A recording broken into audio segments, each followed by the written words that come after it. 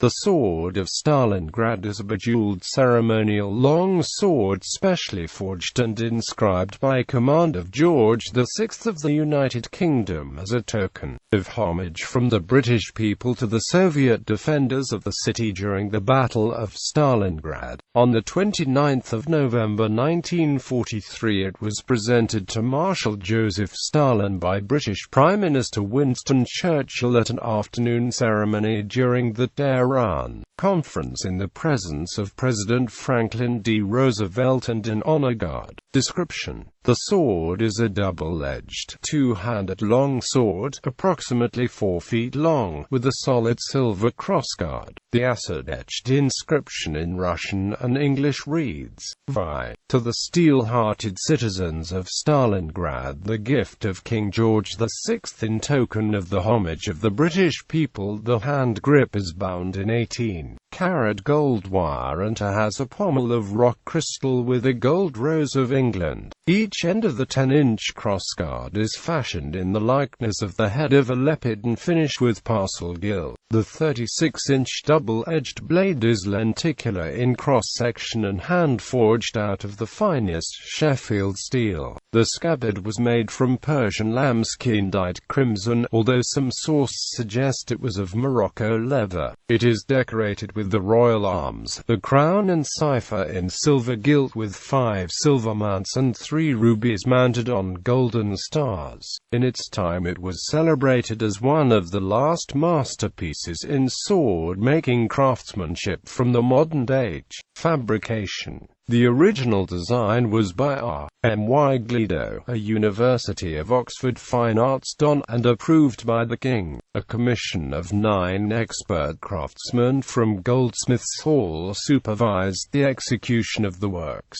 The Russian wording was cleared by Sir Ellis Hovelmans, U.S. Slavonic iconographer and the president of Pembroke College, Cambridge. The Wilkinson Sword Company was the fabricator, with the principal craftsman being Swordsmith Beasley and Sid Rouse, the calligrapher M.C. Oliver and silversmith Corp.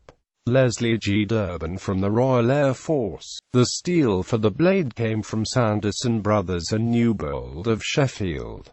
The project took about 3 months to complete. Presentation. The official presentation was made while the Big Three wartime leaders were meeting in the Soviet embassy at the November 1943 Tehran Conference, where the final plans for Operation Overlord were being settled. After a 3-hour delay, the principals and the delegations gathered in a large conference room of the embassy with a British and Soviet honor guard lining either side of the hall. Winston Churchill entered wearing his blue Royal Air Force Commodore's uniform, and a Soviet military band played "God Save the King" and "The Internationale." Churchill took the sword from a British lieutenant and turning to Joseph Stalin declared, "I am commanded to present this sword of honor as a token of homage of the British people." Stalin kissed the scabbard and quietly thanked the British. He then offered the sword for inspection to the seated Franklin Roosevelt, who drew the blade and held it aloft, saying, "Truly they had hearts of steel."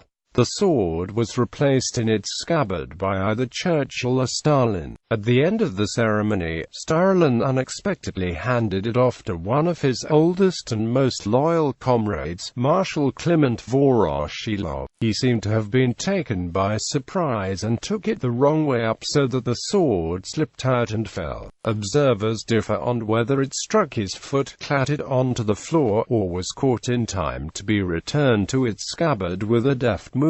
The sword figures eponymously in Evelyn Waugh's Sword of Honor trilogy, in which Waugh contrasts the sword, symbol for him of the betrayal of Eastern Europe to the atheist Stalin, with the Sword of Honor of the crusading ancestor of the central character of the trilogy, Guy Crouchback. Disposition. Before its presentation, the sword was exhibited around the United Kingdom like a religious icon, including at Westminster Abbey, which formed a pivotal scene in Evelyn Waugh's wartime trilogy Sword of Honor. The original is displayed at the Battle of Stalingrad Museum in Volgograd. During the Cold War it returned to Britain for temporary exhibitions on at least 3 occasions. Wilkinson's sword made 3 other swords later shortly thereafter, and the current disposition is as follows. Wilkinson Museum, Sword Centre, Acton, London.